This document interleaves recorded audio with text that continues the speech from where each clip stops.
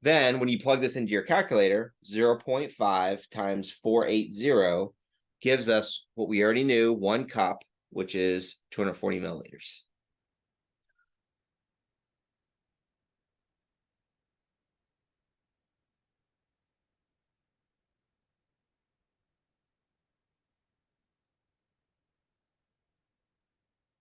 All right, and I think the last question I put together was just a quart one.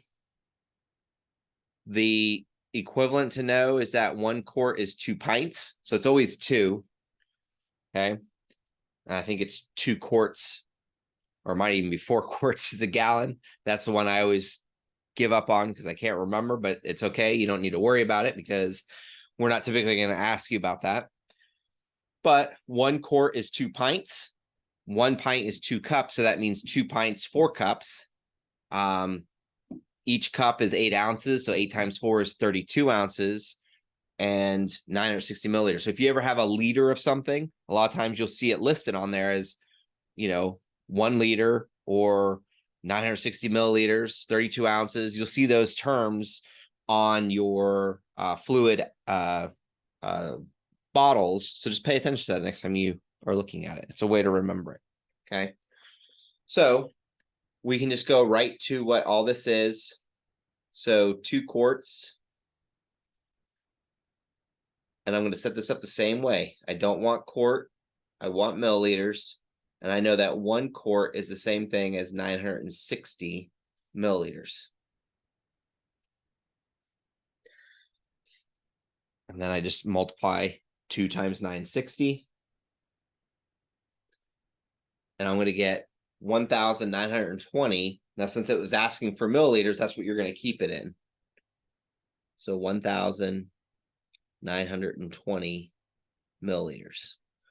I could also say that this is 1.92 liters, and I might round that to 1.9 liters. And you'll see that it'll say, like, even on a drink that is 2 quarts or 32 ounces, it might say approximately 1.9 liters. And that's what they're saying. It's exactly 192 or 1,920 milliliters or 1.92 liters. But this is also an example of what it would look like if you were asked to round. Notice that I rounded to the nearest 10th. But since it asked you for milliliters, then this is what you put as your answer. Okay. Don't put the liters as your answer if they didn't ask for liters. I was just giving you an example of what that would look like as far as liters is concerned. Okay. So 2 quarts is approximately 2 liters.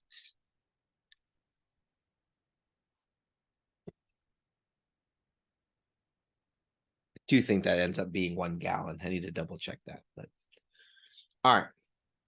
So those are examples of the household volume conversions that you are likely to see. And like I've mentioned a couple times now, it's these 3 that you're most likely to see. It's teaspoons to tablespoon, or teaspoons to milliliters, tablespoons to milliliters, or vice versa, and then ounces to milliliters or milliliters to ounces. That's how you're going to see.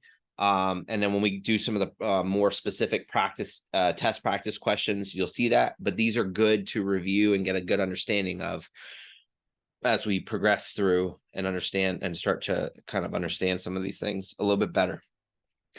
All right. So the next one is your metric to metric conversions, as well as converting pounds to kilograms. So that we're going to pounds to kilograms technically is we're going household to metric.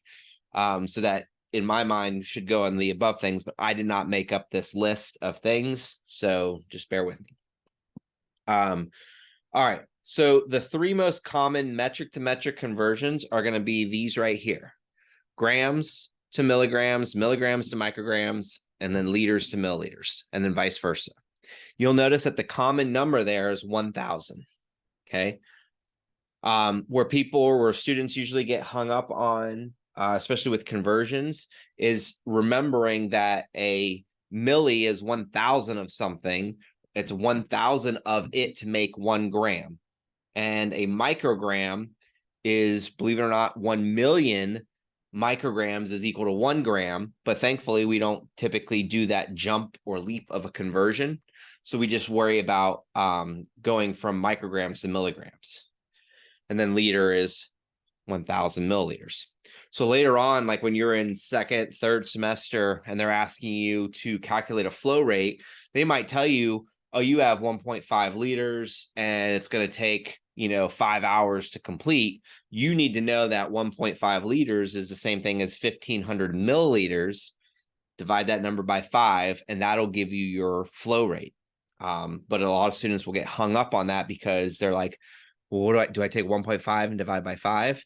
You can, but then you also got to remember to convert to milliliters, because the way flow rate is calculated, it's milliliters per hour. All right. Anyways, so let's do some practice problems here, and then we'll just relate these things. I will say I very rarely have seen any questions that deal with these last three. So kilogram or grams to kilograms and vice versa. I always say kilograms is a different type of drug calculation. That's probably more so like, illicit drugs. Like when they hear, like you hear like on the news that someone got, they were carrying a half a kilo of some illicit substance.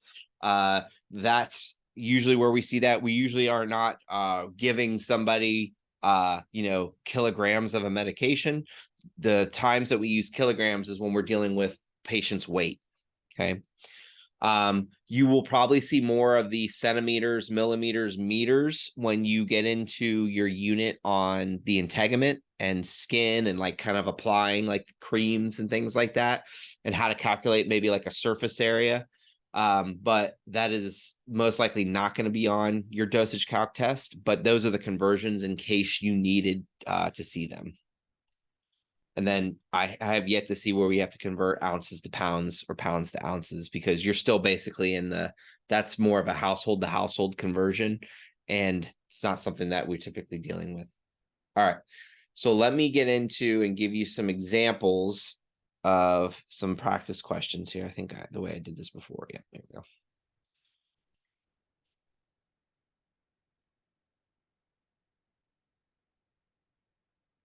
All right, and we got, let's just start off with, let's say we have 25 grams is equal to how many milligrams, and then we'll have 125 milligrams is equal to how many grams, and then 35 milligrams is equal to how many micrograms, and 250 micrograms is equal to how many milligrams. And then we can do let's say 1.75 liters is how many milliliters, and 245, let's do 275 milliliters is how many liters. And then we'll also do some pounds to kilograms. So let's say 128 pounds is how many kilograms. 207 pounds is how many kilograms. And then we'll do 110 pounds is how many. Okay, so I'm giving you more examples, and sometimes I feel like the more the better, right? And then like I've been doing, I'll keep going through all these. Let me just get some spacing going here.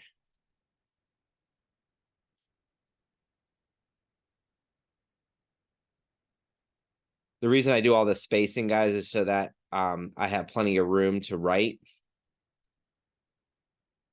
Okay. So I try and make sure we have plenty of space to write while we're doing these things. All right, so let's start off with the more straightforward grams to milligrams.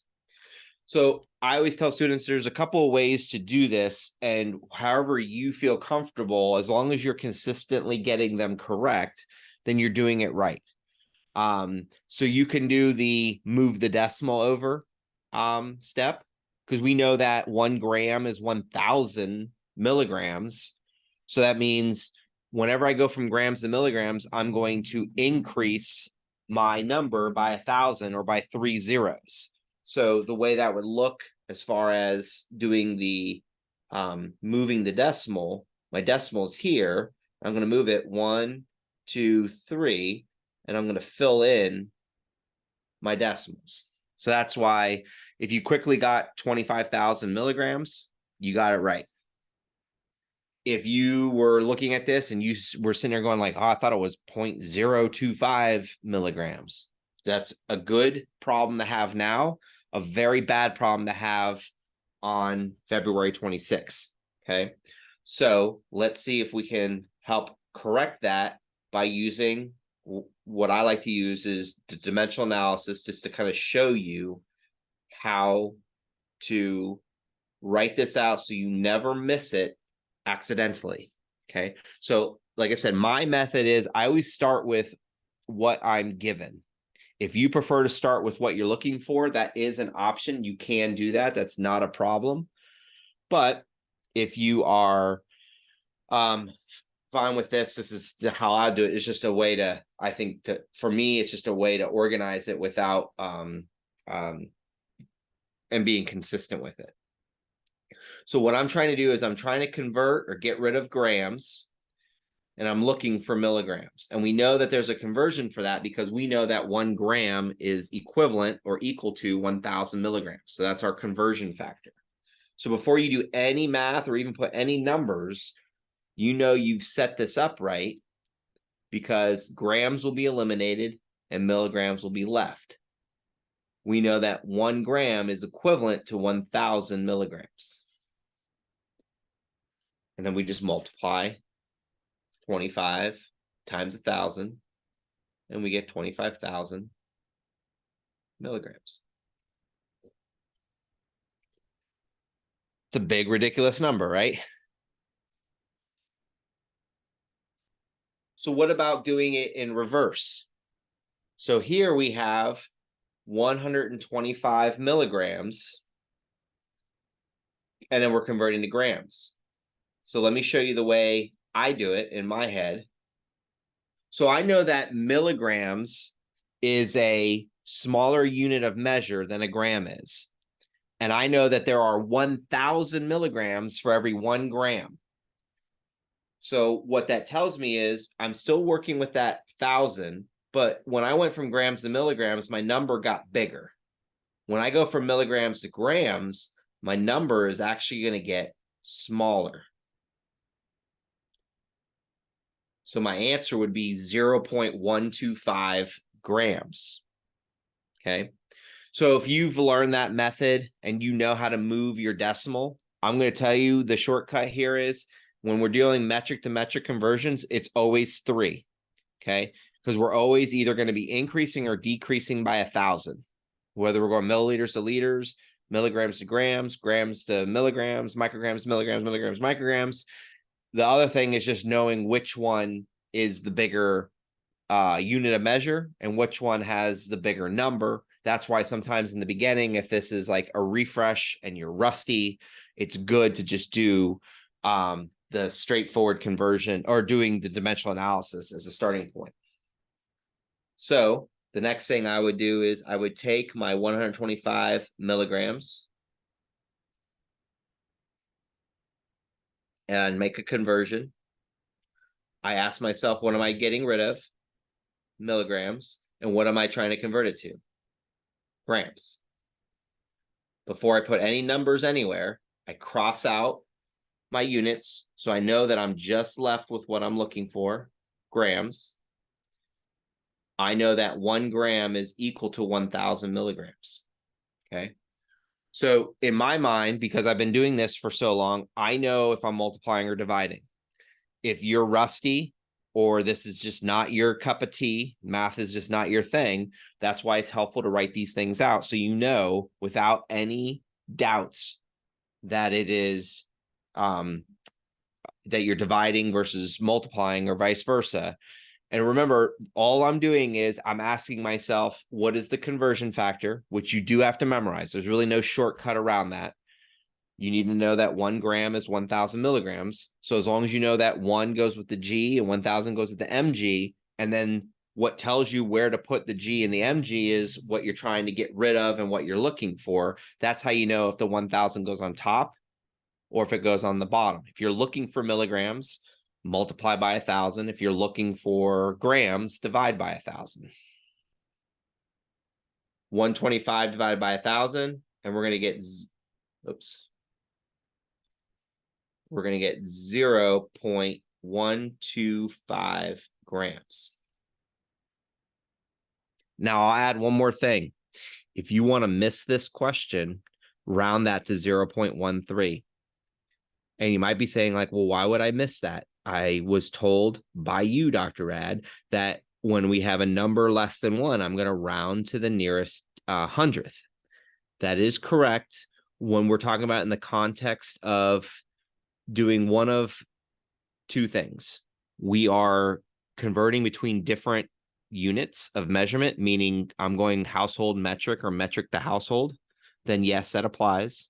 And more importantly, it's when you're doing a drug-based calculation, meaning they're telling you there's a medication and you're going to deliver that medication usually via milliliters, and you have too many numbers and you're going to round it.